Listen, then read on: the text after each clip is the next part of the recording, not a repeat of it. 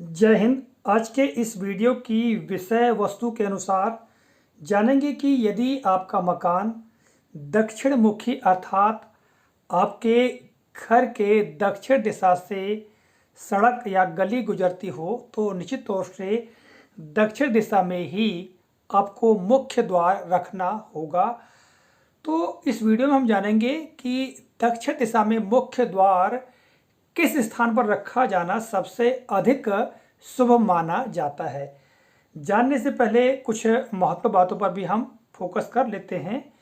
आपका घर का जो प्लाट या भूखंड है वो चाहे वर्गाकार हो, आयताकार हो या और अन्य आकार का हो, किसी भी आकार का हो, आपको जो दक्षिण दिशा है, दक्षिण दिशा जहाँ पर आपका मुख्य द्वार है या मुख्य द्वार रखा जाना है, उसे आपको मीटर के माध्यम से या फुट के माध्यम से उसकी गणना कर लेनी है कि उसकी लंबाई कितनी है। जैसा कि आप यहाँ पर एक भूखंड का नजरी नक्शा देख रहे हैं और इसमें हमने दिशा दर्शाई है, ऊपर की ओर उत्तर है अर्थात ये वाला उत्तरी भाग है, तो निश्चित तौर से उसके नीचे जो दिशा है वो दक्षिण दिशा होगी।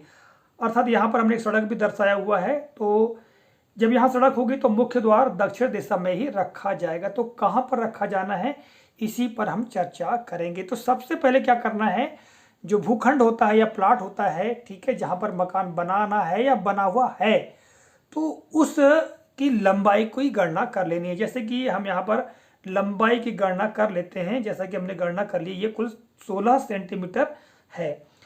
अब चूंकि 16 सेंटीमीटर है, आपका घर फुट में माप लें या मीटर में माप लें, देख लें, ठीक है। और जितनी भी लंबाई भरते हैं उसको कुल 8 बराबर बराबर भागों में उसको बांट लेना है। चलिए, जैसा कि मैं आपको यहाँ पर बता रहा हूँ, जैसे कि 16 सेंटीमीटर इसकी लंबाई है इस नक्शे में, तो मैं इसको 2-2 सेंटीमीटर के मान से इसको कुल 8 भागों में बांट लेता हूँ, ठीक है। यहाँ पर देखिएगा, मैं ये 8 भागों में बांट दे रहा हूँ इसको। तो आप देख रहे हैं मैंने यहाँ पर ये कुल 8 भागों में बांट दिया है। ये आपका पहला भाग, ये दूसरा भाग, ये तीसरा भाग, ये चौथा, ये पांचवा, छठवां, सातवां और ये 8वां भाग।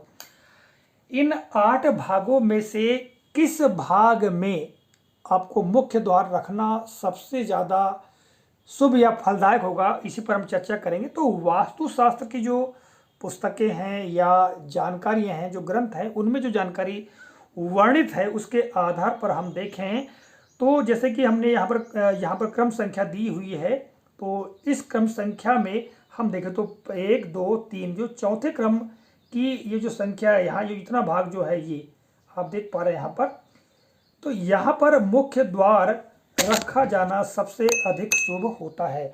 वैसे भी दक्षिण दिशा में जो मकान बनाने होते हैं या दक्षिण मुखी जो मकान बनाने की बात होती, तो प्रायः लोगों का कहना ये होता है कि दक्षिण मुखी मकान शुभ नहीं होते हैं, या दक्षिण दिशा की ओर सड़क है और मुख्य द्वार उधर रखना है तो वह शुभ नहीं होगा, किंतु ऐसी कोई बात बिल्कुल नहीं है। इस दिशा में भी मुख्य द्वार रखे जा सकते हैं, किंतु कहाँ पर रखना चाहिए उसके बारे में हमने बताने का प्रयास किया कि जैसे कि आप देख पा रहे हैं ये कुल 8 बराबर बराबर भागों में हमने बांट लिया। इसके पश्चात 8 भागों में से जो चौथा भाग आएगा, ठीक है, ये तो इस भाग में ही मुख्य द्वार रखना चाहिए। इसके अलावा अगर हम बात करें तो कुछ वास्तुशास्त्री या अन्य जो लोग हैं वो 5वें हिस्से में भी मुख्य द्वार रखने की बात कहते हैं। यहाँ पर भी मुख्य द्वार रखा जा सकता है ऐसा बताते हैं, किंतु जहाँ तक हम देखें तो पहला भाग, दूसरा भाग, तीसरा भाग, ये 3 भाग को छोड़ करके चौथे भाग या चौथा जो हिस्सा है यहाँ पर यदि मुख्य द्वार बनाया जाए तो सबसे अधिक शुभ और फलदायक माना जाता है। देखिए, वास्तुशास्त्र से हम मकान बनाएं या किसी भी कार्य को करें तो इसका जो प्रभाव है तात्कालिक प्रभाव नहीं होता या तत्काल इसका प्रभाव नहीं पड़ता है। इसके बहुत दीर्घकालिक प्रभाव होते हैं। जब कोई व्यक्ति किसी भवन में रहता है और कम से कम 10-20 वर्ष तक उस मकान में या भवन में रहता है, तब उसका प्रभाव उस पर धीरे धीरे करके पड़ने लगता है। ऐसा नहीं कि 1 महीना, 2 महीना, 4 महीने, 6 महीने रहने के बाद ही उस मकान का या उस भवन का प्रभाव पड़ने लगे, ऐसा बिल्कुल भी नहीं होता है।